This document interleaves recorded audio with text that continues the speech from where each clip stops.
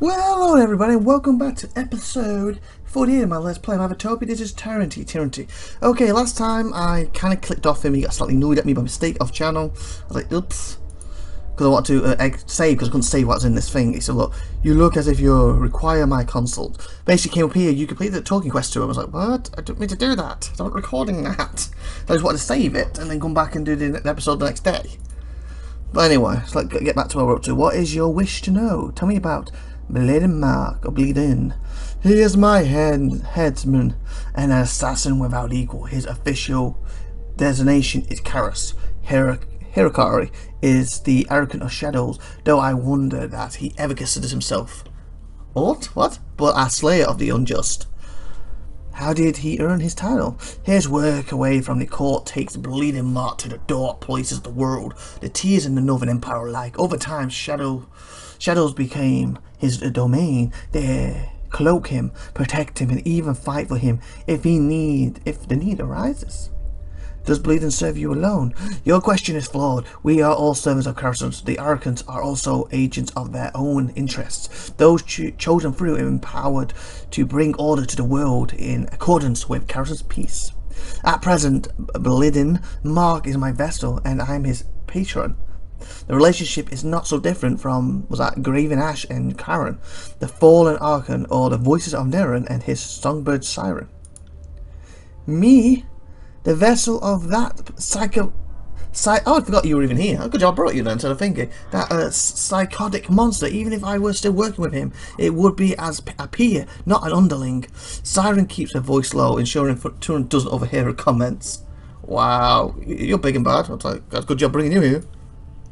Such partnerings and apprenticeships are common. They provide mutual benefit to the Archons involved, as well as a measure of oversight. Back to my other questions. Wish to speak about matters of law. You may proceed. Then you are well situated, for my court is the legal heart of this corrupt and uncivilized realm. You just called your realm corrupt and uncivilized. Wow. What matters, caramba? What matters, draw your curiosity? You are already well versed in Karas' laws, but I am happy to discuss the particulars. I wish to discuss Karas' peace. The cornerstone of our wartime efforts. Karas' peace guarantees all willing supplicants under the Overlord's authority a place in her world. The exact wording of the bylaw is, your life is not yours to discard. The Overlord has plans for you. So it's like a religious cult. This extends to several spheres of influence. Among others, it grants protection to the enemies who surrender in a time of war, and it forbids suicide. To dispense with the Overlord's vessels and property is prohibited. So in other words, he's got you cornered. I give up. I'm at peace with you. He then has to let you live, unless I guess he decides to kill you later on. But he basically lets you live, and then if you're like, I'm going to commit suicide, how dare you? It's against the law to commit suicide. But that's like a stupid law. There's one in Britain like that. You know how you have these like ridiculous old laws that still count today, even though they got rid of, so they shouldn't really count. Like I think, was it Scotsman? On a Sunday afternoon, in a certain location, you can shoot a Scotsman with an arrow. I think it is, or was it Ireland? I think it's Scotsman's.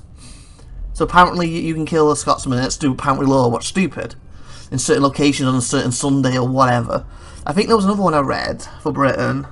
What was it? Something like the Houses of Parliament or something, that it's against the law to commit suicide. And that's just like this. Because at the end of the day, if I go to House of Parliament and I commit suicide, what's my punishment? I'm already dead. They can't then put me in jail. Because if they did, it would be just my dead body. It would make no sense. You break the law if you commit suicide here, but it makes no logical sense. I can understand it's against the law to help someone commit suicide. That makes sense because there's somebody there to be punished for doing it afterwards. That would make sense as a law, but to commit suicide here is against the law. Like, how are they going to stop you? I'm going to commit suicide. Well, you haven't broke the law until you do it. I'm dead. He's broke the law. Throw him in jail. There's no logic to that. It's like, well, I'm going to help him commit suicide. If you do that, you break the law and we throw you in jail. I helped him commit suicide. Now you're in jail. That makes sense. There's someone to be punished. And that's the same thing with this. It forbids suicide. So you do not do suicide. But again, I guess with this particular world though, because there is magic and stuff like that, I guess theoretically it makes slightly more sense, because I guess he could, you know, necromancy, bring the guy back, bring the girl back and commit suicide and torment him for eternity. So I guess in this sense, it makes sense. But in real life sense, it doesn't. But it just reminded me of that lore I read a while back. I also, because my wife's from Kentucky, where I'm living now, USA. She said there's one in Kentucky, what was it? It's against the law over here to keep ice cream in your pocket. Apparently because people used to put ice cream in their pocket to lure horses away, to steal them.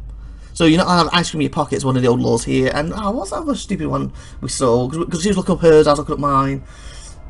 Something about a woman can't go topless in Kentucky unless, what was it? Unless you had a baseball bat or something?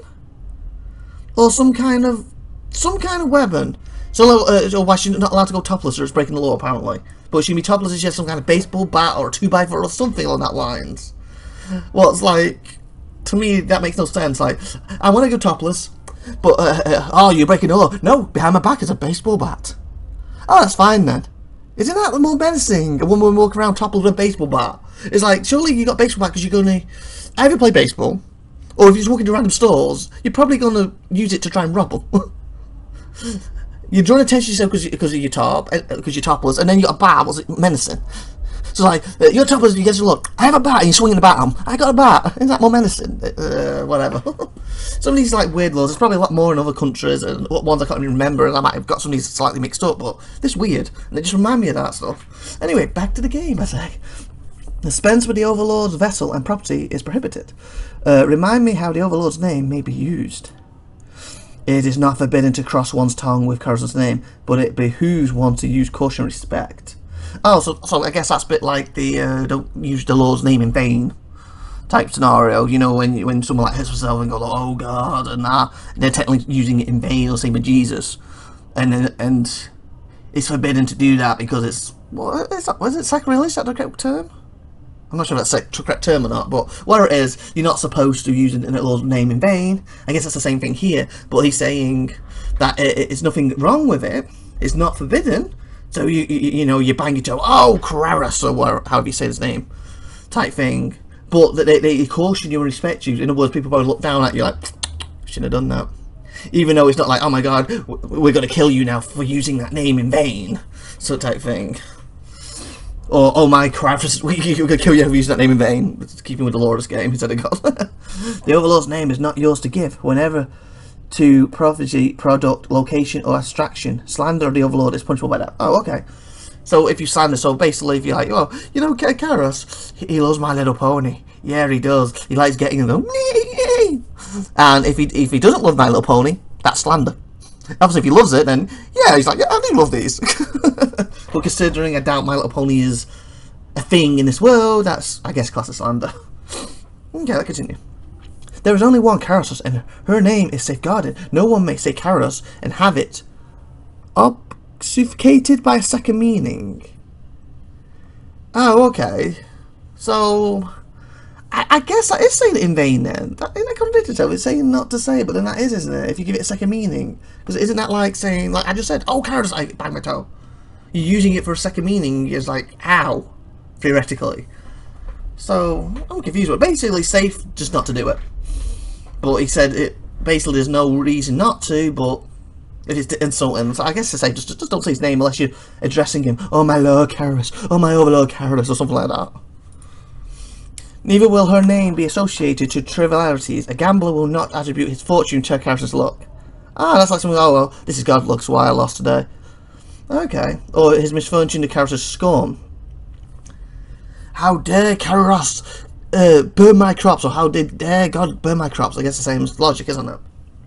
So it says, so it lowers the Overlord in the public estimate and is rightfully considered slander most foul. Okay. So even though the start of this sentence was initially, it doesn't matter, you can use it the way you want, but then he's gone into all these little details and loopholes where basically it's not. Let us discuss the old worlds. The old walls, even not worlds, walls, are forbidden as they words, please come out of my mouth properly. Are forbidden as are their contents and their whatever. Owning any item from the old world walls. Why do I keep saying worlds? Walls is considered trespass. Well, that used to be a good game, by the way. Trespassers, very hard, but a good game. My dad completed that multiple times. It's a Jurassic Park game, by the way. One of the first ones you can actually use your hand, and it was very awkward too. And you could look down at a boob because it had a heart tattoo, and if you were dying, basically the heart would fill up with blood. I believe it would either lost the blood or filled up with blood. I think it filled up with blood. And had a lot of puzzles, and they were interactive puzzles, like you could knock barrels over. Like today, that's like standard for games, a lot of them. But at the time period, I think it was the first one that had it, or at least the first one I knew of. And like real proper physics, it was awesome. Because I remember my dad was playing it one day. I thought this was quite funny. He's running, or raptors are chasing him, and he keeps looking down at her boobs because he's trying to check his health. And their mum's like, David, what are you doing? Like this. And he's what? Why do you keep looking at boobs all the time? I'm trying to see if I'm dying. And obviously it was a game term, but mum didn't know that. She shouted across the room at him, stop looking at boobs, you pervert. I'm checking the tattoo to see if I'm alive still. I thought that was funny. Okay, the old walls are forbidden. Yeah, I read that. Owning an item from the area, trespass, regardless of how it came into your possession. Mind that is the course of your travels. Okay, so that could be a problem. Owning theirs, I can understand that. Owning something from the old walls is forbidden. That's fine. But regardless how it came into your possession. So what happens if somebody sells it to me and I don't from old walls? Then you see it. I'm thrown in jail for it. That's not fair. It should be like, where do you get this from? Well, John Blogs down the street sold it me. Do you know where it's from? No, it looked just like a pretty ornament.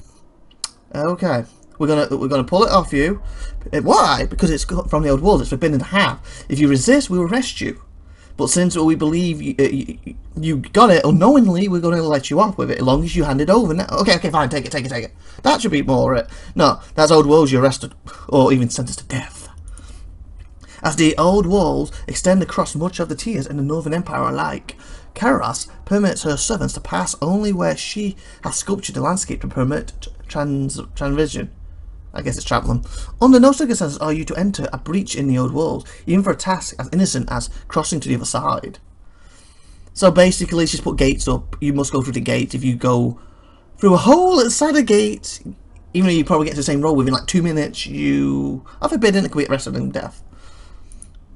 If these restrictions seem to serve, I would remind you that they are for the protection of Karasan's subjects. The Overlord has no desire to see harm needlessly inflicted upon his loyal followers. Remind me of the magic's folly. Practitioners of the arcane arts, basically people who practice it.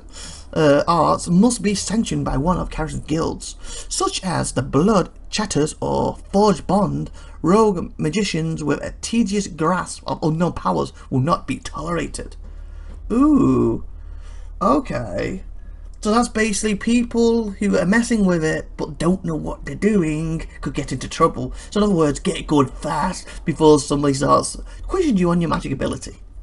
I guess if you don't know what you're doing, you need a full qualified teacher to do that with. Don't just start, oh, let's dabble in this little book, oh, let's dabble in this, let's do this, catch you, you're screwed.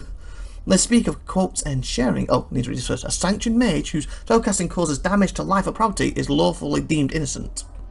Okay, so if you're a sanctioned mage and you cause damage to life or property, is lawfully deemed innocent. Oh, so when I kill people, I'm innocent, nice. As long as they practice their arts and the service across all is forgiven. Oh, God. So I can free to kill people because I've practiced with him. I'm assuming I have. I hope I have. If not, I'm kind of getting screwed. Let's speak of quarters and sharing. The harvest blooms and blights by the will of Karasan. It's times of lean. You will be fed. In times of wealth, you will feed others. Harvest blooms blights by the will of Karasan. In times of lean, you will be fed. In times of wealth, you will feed others. Also, basically, what he's saying is, if Karasan says there's a blight on, he's controlling the food. He will feed you, so you don't die. But if you've got loads and loads of food, you will feed other people. The law is a sizable category unto itself, serving many needs at once. Trade and tax being only two examples. The board's intent of the law is to empower crown subjects to care for their neighbour and expect care in return. You might take note of the law's application to trade. A merchant's right to peddle their wares is defined by permits granted annually. The regional authority has the right to decide if a merchant sells cabbage one year and saddles the next. Anyone breaking through their restrictions is subject to immediate forfeit of all assets. Oh, that's what she was doing. You need to not concern yourself over the nuisances at least until they apply to this contested realm in a time of peace. I'm curious about the restrictions of forbidden knowledge. Herself sets the standards of what can and cannot be known. These restrictions are rarely enforced, but they are worth taking into account. During the war, for example, Karos deemed the knowledge of Velen Citadel taboo. No one may possess the wisdom of the fallen Rebsi, save Karos himself. Oh, the Velen Citadels. Isn't that the thing? Why open? Was a library, a fortress, or the largest? Oh no, it's that thing they burnt. Basically, they were doing the knowledge. He told them to hand it over. They said no. He burnt to the ground. Calling it all taboo seems a bit like overkill, but to play Karos' advocate, the world would hardly be safer if all had access to the law of making poisons or the art of arming brigades in fine bronze. This is for the protection of her subjects. Before the coming of Karos, during this age of anarchy and discord, powerful knowledge in undeserving hands leveled empires without thought of mercy. Karos has no desire to revisit those dark times. Am I beholden to these laws? That should not be in question. We are all subject of Karos. Her laws define and regulate our very way of life. With that said, as an agent of law, you are granted more leeway than a soldier or citizen. You may find yourself compelled to commit morally questionable acts in the name of Karos. If it serves the court's justice, much may be forgiven. If the court finds any of your actions suspect, we will summon you to answer for yourself. Your testimony will be heard and judgment rendered. Ooh. Back to my previous questions. Okay, discuss comment. I have no more questions. Then you'll be on your way. And with that, I think that's perfect. 16 minutes into my episode, so let's end it here. Let's grab that good stuff and tune in next week when we will leave this area. And I believe we got a new place to go because we said we're going to go to, was it Disfavored? And try, and because it'll be a challenge to get their side of the story versus the others. So let's grab that good stuff and tune in next week. So I'm just saying bye for now, everyone. Oh, and apparently I can talk to my dudes and girls and whatever you were again. Bye, everyone.